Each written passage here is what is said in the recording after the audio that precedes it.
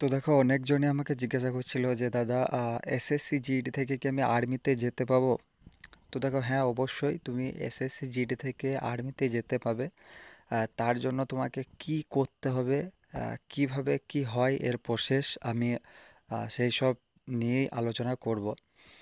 আহ, তো দেখো, তোমরা যারা বলছিলে যে আর্মিতে যদি যাওয়াই যায় সে কিভাবে যাব, তো দেখো তুমি আর্মি, এনএসজি, এসপিজি, এছাড়াও কোবরা কমান্ডো, এসবে তুমি যেতে পারবে। তার জন্য সব থেকে প্রথম যেটা প্রয়োজন, সেটা হলো তোমাকে, এক হচ্ছে ফিজিক্যালি ফিট থাকতে হবে, আর দুই হচ্ছে তোমাকে মেডিকেলি ফিট থাকতে হবে।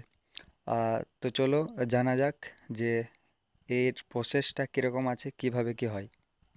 তো জয় হিন্দ ভিউয়ার্স, তোমরা দেখছো দ্য বং সোলজার, আর আমি আছি তোমাদের সঙ্গে আশিক। তো চ্যানেলে নতুন হয়ে থাকলে অবশ্যই চ্যানেলটিকে সাবস্ক্রাইব করবে, আর যদি ভিডিওটা ভালো লাগে, ইনফরমেটিভ মনে হয়, তাহলে অবশ্যই লাইক করবে।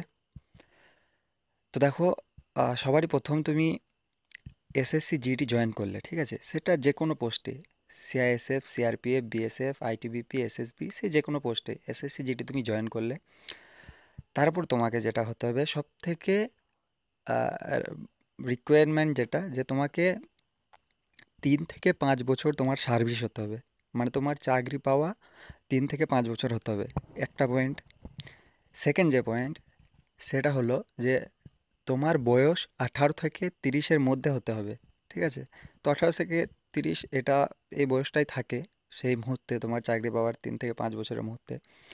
এবার তারপর কি হয় না, তোমার তুমি যে ইউনিটে থাকবে, যে রেজিমেন্টে থাকবে, আহ, তুমি যে এলাকায় পোস্টিং থাকবে, ঠিক আছে, তো তোমার ইউনিটে ভ্যাকেন্সি আসবে, কি একটা কি দুটো এনএসজিতে নেওয়া যাবে।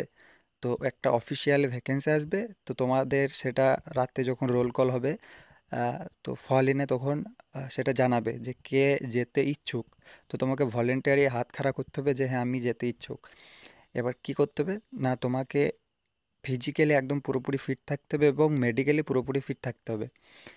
তারপর তোমাকে এনএসজির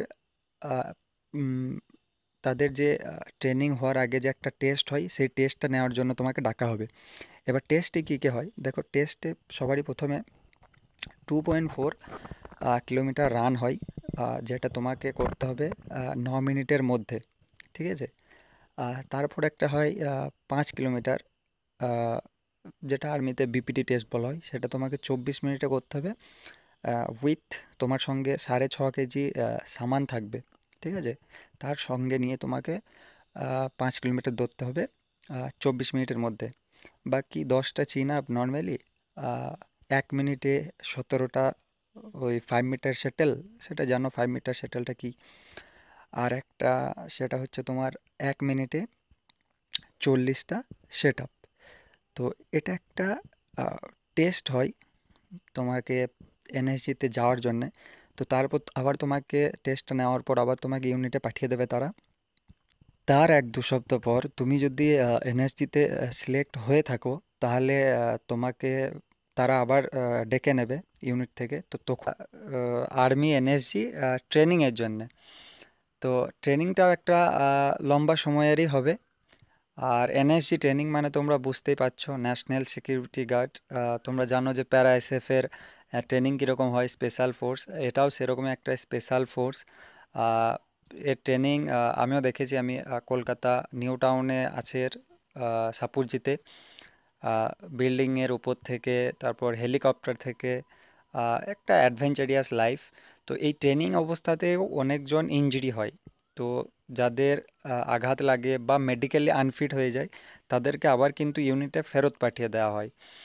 তো তুমি যদি সাকসেসফুলি এই ট্রেনিংটাকে কমপ্লিট করতে পারো, তখন তুমি জয়েন করতে পারবে আর্মি এনএসজিতে। এবার এনএসজি তোমরা মোটামুটি কি জানো, আর্মি এনএসজি কি? আর্মি এনএসজি হচ্ছে ন্যাশনাল সিকিউরিটি গার্ড, যেটা ব্ল্যাক কমান্ডো বলা হয় বা ব্ল্যাক ক্যাট বলা হয়। তোমরা দেখতে পাবে যে অনেক হোটেলে বা স্টেশনে আরে দেখবে ঘুরে বেড়ায়। যে তাজ হোটেলের যে কাহিনী তোমরা সেটা জানো, ওটা যে অপারেশনটা করেছিল সেটা এনএসজিটাই করেছিল। সন্দীপ মেজর সন্দীপ উন্নিকৃষ্ণন, মুভিটাও তোমরা দেখেছো নিশ্চয়ই। তো দেখো এটা একটা দারুণ জোশওয়ালা বটে এনএসজি। আর এনএসজি এখানে গিয়ে তুমি মোটামুটি থাকতে পারবে 4 থেকে 5 বছর থাকতে পারবে। আর তারপরে আবার তুমি যেখানে ছিলে সেখানে আবার পোস্টিং চলে যাবে। তো ওখানে যাওয়ার পর কি তোমার একটা একটা সার্ভিস প্রমোশন বলতে পারো ওখান থেকে, যে হ্যাঁ তুমি ওটা কাটিয়ে এসছো। এনএসজিটা একটা স্পেশাল ফোর্স সেটাও। তো যারা যারা প্রিপারেশন নিচ্ছ বা চাকরি করছো এসএসসি জিডিতে, যদি তোমাদের যাওয়ার ইচ্ছা থাকে, দেখো এটাই প্রসেস। আমি একদম খোলামেলা বোঝানোর চেষ্টা করলাম, বাড়তি কোনো কিছু না, এইভাবেই হয়। তোমার রেজিমেন্টে, প্রতিটা রেজিমেন্টে একটা দুটো করে ভ্যাকেন্সি থাকে। তো তখন সেটা রেজিমেন্টকে জানানো হয়, রেজিমেন্ট তখন রোল করলে ছেলেদেরকে বলে যে কেউ কি যেতে ইচ্ছুক। এটাই প্রসেস, ঠিক আছে। আর যারা এসএসসি জিডির জন্য প্রিপারেশান নিচ্ছ, বলবো যে তোমরা ভালোভাবে প্রিপারেশান নাও। আর যে কোনো ডিপার্টমেন্টে তুমি শুধু একবার ঢুকে যাও, ঠিক আছে, সেটা অগ্নিবীর হোক, এসএসসি জিডি হোক বা পুলিশ হোক। তুমি একবার শুধু ডিপার্টমেন্টে ঢুকে যাও, ঢুকে যাওয়ার পর সেখান থেকে তুমি অনেক অপশন পেয়ে যাবে, ঠিক আছে। আমি ওই জন্যই বলছি তুমি যেটাই পাচ্ছ ডিফেন্সে সেটাই তুমি নিয়ে নাও। ঢুকে যাওয়ার পর সেখানে অনেক রাস্তা, অনেক রাস্তা, তোমার যদি ট্যালেন্ট থাকে তুমি সব জায়গাতে দেখাতে পারবে, ঠিক আছে। শুধু একটা তুমি জয়েন করো, কোনো কিছুকে ছোট ভেবো না। সেই ছোট থেকে তুমি ছোটকে আঁকড়ে ধরে অনেক উঁচুতে উঠতে পারবে। তো কারো যদি আরও কোনো কিছু জানার থাকে ডিফেন্স সম্বন্ধে, অবশ্যই কমেন্ট করো।